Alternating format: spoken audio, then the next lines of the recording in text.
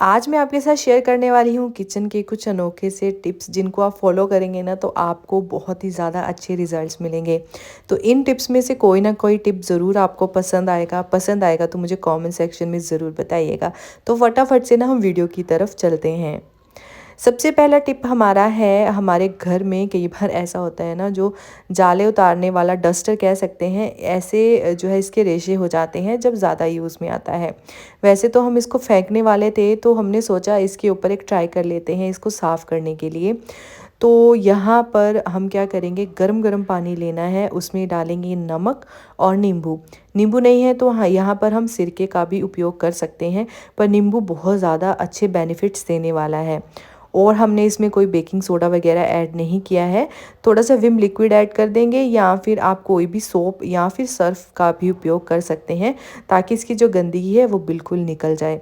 इसके जो रेशे हैं ना वो बहुत अच्छे से एक दूसरे से चिपके हुए हैं, और उसी की वजह से हमें ना दिक्कत आ रही थी। तो हमने सोचा पहले इसको साफ़ करके देखते हैं, क्या पता इसके रेशे जो है खुल जाएं। बहुत ही ज़्यादा उपयोगी है। अब हम क्या करेंगे, इसको ना ट्राई करेंगे रेशे को ओपन करने की। तो यहाँ पर ना वैसे गर्म पानी से कुछ तो काम हो ही रहा है। इसके जो रेशे हैं बिल्कुल अच्छे से चिपके हुए थे ना, वो निकलने शुरू हो चुके हैं। तो अब हम क्या करेंगे, इसमें डाल देंगे थोड़ा सा, यहाँ पर मैंने विम लिक्विड का उपयोग किया है, आप किसी सर्फ का भी उपयोग कर सकते हैं, वो ज़्यादा बेनिफिशियल रहेगा।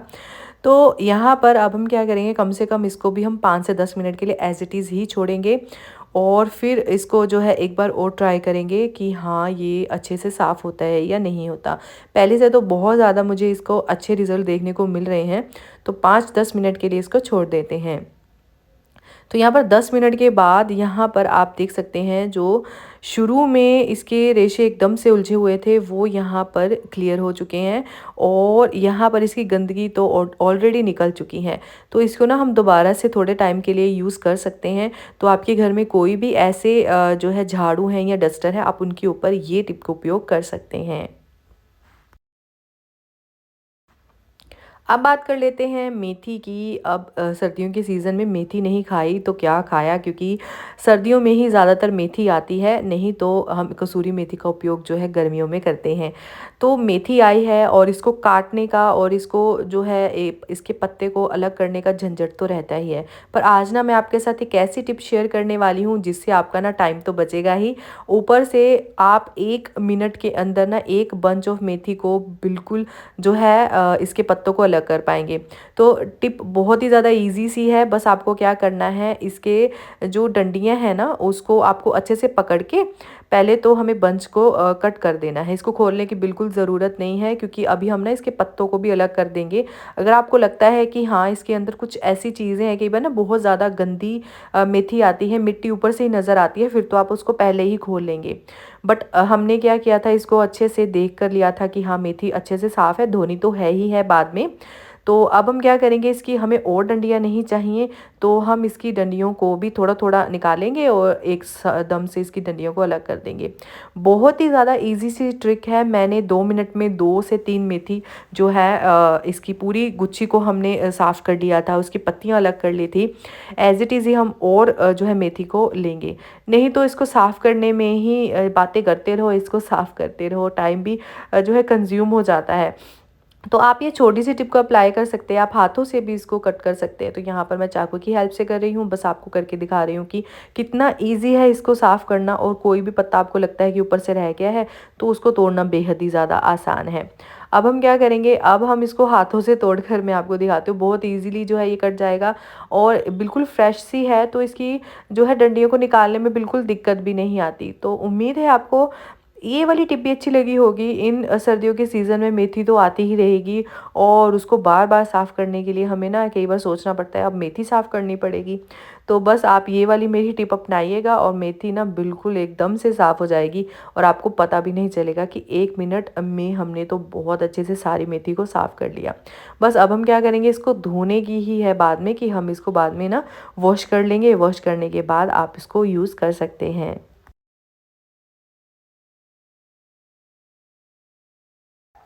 अब हम बात करने वाले हैं नींबू की।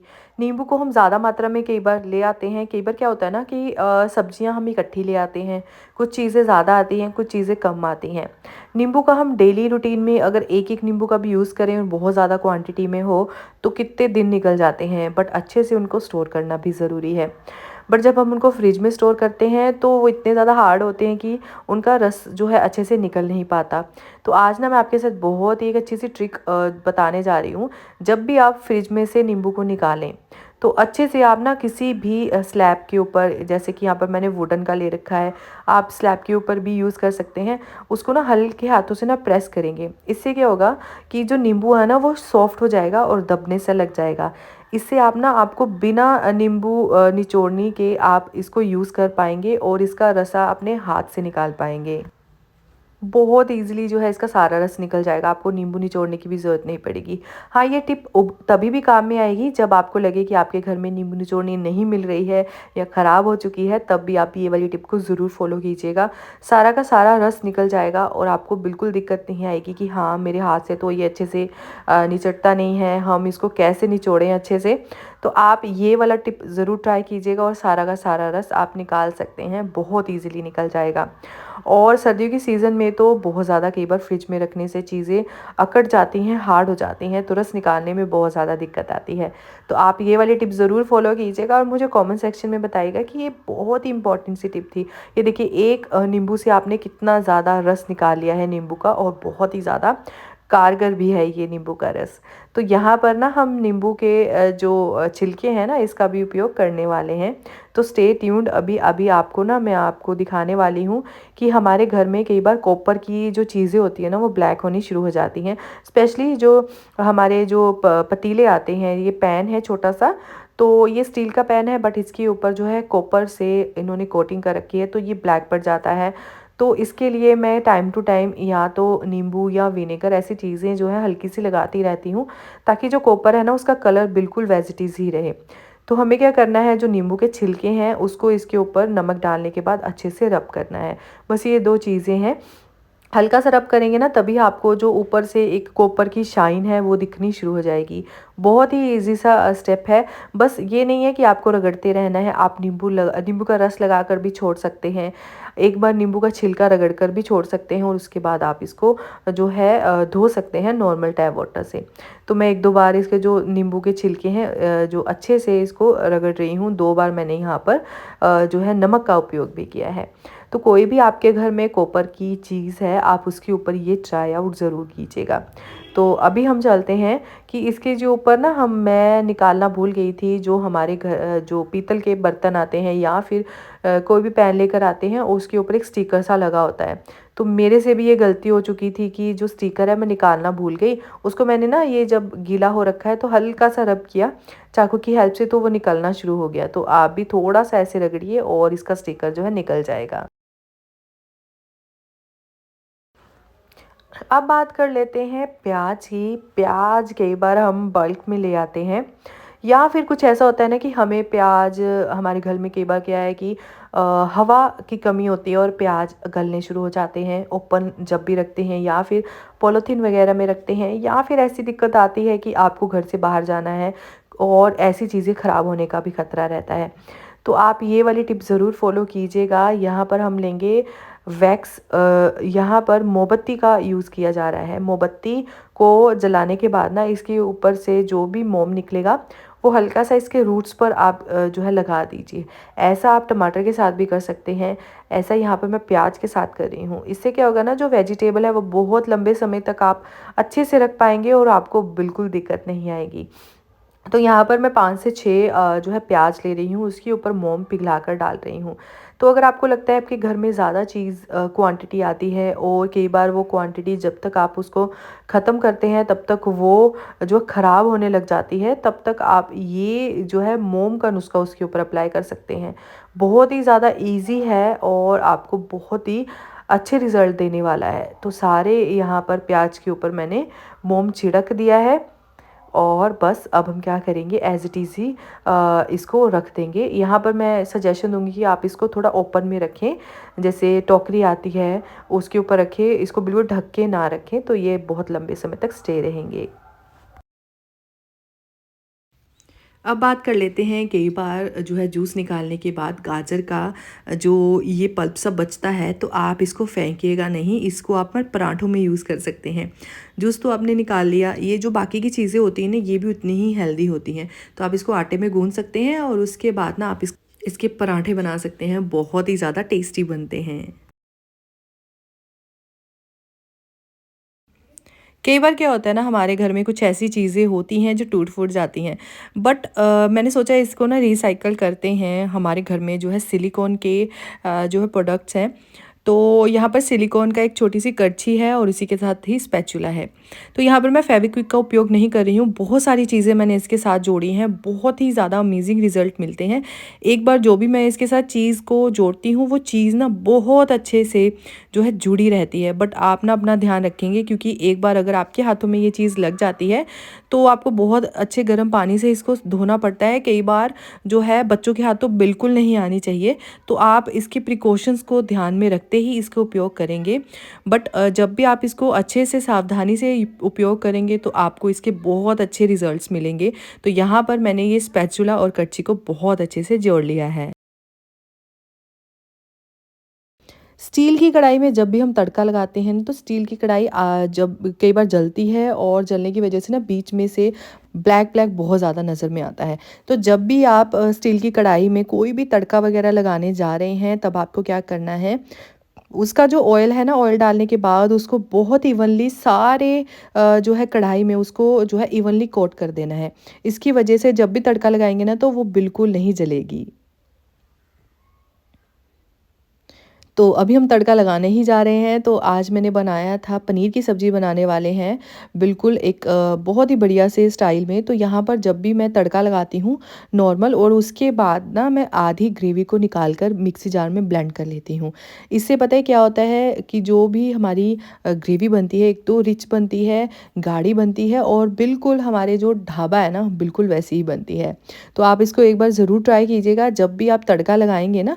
तो यहाँ पर मैंने कुछ ऐसी चीज़ नहीं डाली है, मलाई डाली है इसमें। मलाई डालने के बाद ये देखिए, पहले ही ग्रेवी बहुत ज़्यादा अच्छी है, बट कई बार क्या होता है ना, घर में कहते हैं कि इसको और ज़्यादा जो है क्रीम डालो, ये डालो, वो डालो। उसकी जगह पर मैं क्या करती हूँ, आधी ग्रेवी को मैं अच्छे से जो है मिक्सी जार में जो है डालकर ब्लेंड कर लेती हूँ।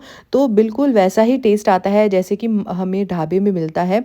ग्रेवी भी होती है और बीच में थोड़े थोड़े खड़े से आपको जो है तड़का वो भी नज़र में आता है। तो जब भी आप बनाएंगे ना तो इस तरीके से बनाएंगे तो आपको जो market style restaurant style gravy देखने को मिलेगी। बहुत ही ज़्यादा रिच ग्रेवी बनती है।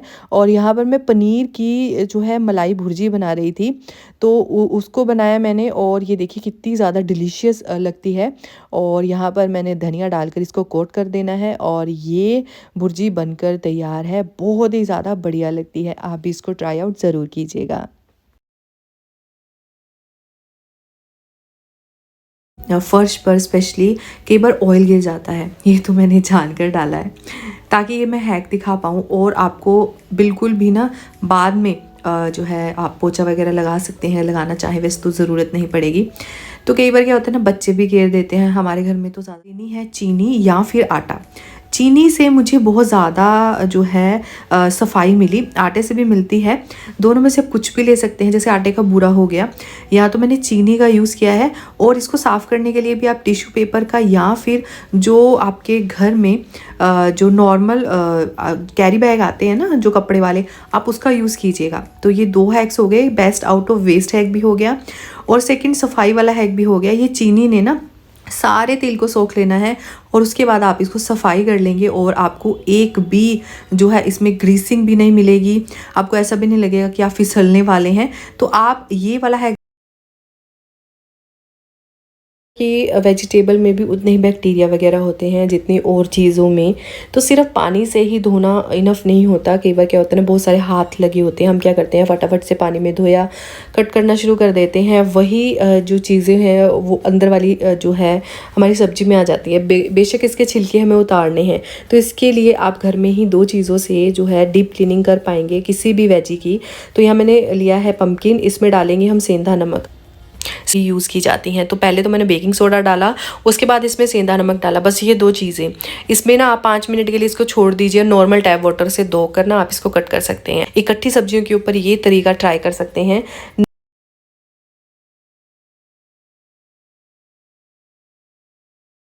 जब भी हम हरी मिर्ची को कट करते हैं तो सेंसेशन होती है, सेंसिटिव स्किन होने की वजह से मेरी भी जो स्किन है सेंसिटिव है हाथों की, तो मेरे तो जलन इवन की जो है कई बार बहुत ज़्यादा जो है रैश भी पड़ जाते हैं।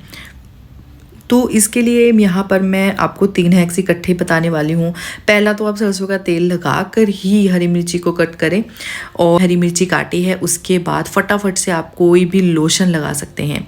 कोई भी बेबी लोशन है या आपके घर में कोई भी लोशन है तो ज़रूर लगाएं। मैं ज़्यादातर क्या करती हूँ, कट कर देती हूँ तो उसके बाद जो है लोशन ज़्यादातर अप्लाई कर लेती हूँ। भी आपको जो है इसमें कोई भी फ़र्क महसूस नहीं हो रहा है तो फटाफट से आप लेंगे ठंडा दूध। ठंडे दूध में आप अपनी उंगलियों को इवन कि आप अपने हाथों में भी थोड़ा सा डिप करके रखिए, तो ठंडे दूध से भी जो है हाथों की जलन को छुटकारा मिल जाता है। ये कई बार क्या होता है ना, अदरक जो है हम चाकू से पील नहीं करना चाहते, चाकू से मोटे मोटे छिलके निकलते हैं। तो आप क्या कर सकते हैं, अगर आपके घर में एल्यूमिनियम फॉइल हो ना, इसको अच्छे से आपको इसको जो है बाइंड कर लेना है, बहुत अच्छे तरीके से करेंगे। और उसके बाद ना जब आप इसको अदरक के ऊपर रब करेंगे, हल्का सा नुकीला हिस्सा ज़रूर निकलना चाहिए।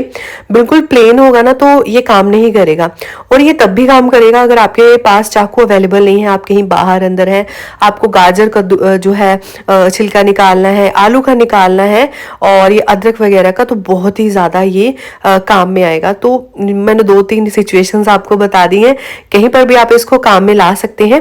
और इसका छिलका बिल्कुल महीन निकलेगा। चाकू से हम यूज करते हैं तो चाकू से मोटा छिलका निकलता है अदरक का। अभी आप देख सकते हैं सिर्फ ऊपर की एक हल्की सी लेयर निकली है, और जो हमारा अदरक है बहुत अच्छे से साफ। अब बात कर लेते हैं हमारे घर में ऐसी ना हमारे घर में स्टील की बोतल्स होती हैं, और इनमें हम क्या करते हैं, कभी चाय डाल लेते हैं, कभी पानी डालते हैं, तो उस वजह से ना इसमें से बहुत ही बेकार सी स्मेल आने लगती है। अगर आपको लगता है कि आप इसका यूज़ नहीं कर रहे हैं, जैसे कि अब गर्मियों के बाद हम जो है इसका यूज़ ज़्यादा करेंगे। अभी गर्मियों में हम इतना यूज़ नहीं करते हैं थर्मोस की बोतल का, सर्दियों में करते हैं। तो गर्मियों में आप क्या कर सकते हैं, इनका यूज़ नहीं करें तो इसमें अखबार डाल कर रखिए। पहले तो अच्छे से वॉश कर लेना ज़रूरी है, सुखाना बहुत ज़रूरी है। उसके बाद आप इसमें जो है अखबार का पीस डालिए और फिर ऐसे ही रख दीजिए। जो भी स्मेल वगैरह होगी ना वो सारी अखबार जो है ले लेगा, और उसके बाद आप इसको ढक कर कहीं पर रख सकते हैं। छोटा सा हैक था पर बहुत ही ज़्यादा हेल्पफुल है। इसमें बहुत सारी ऐसी चीज़ें होती हैं, जैसे चाय की स्मेल तो सबसे ज़्यादा आती है, पानी से भी ज़्यादा।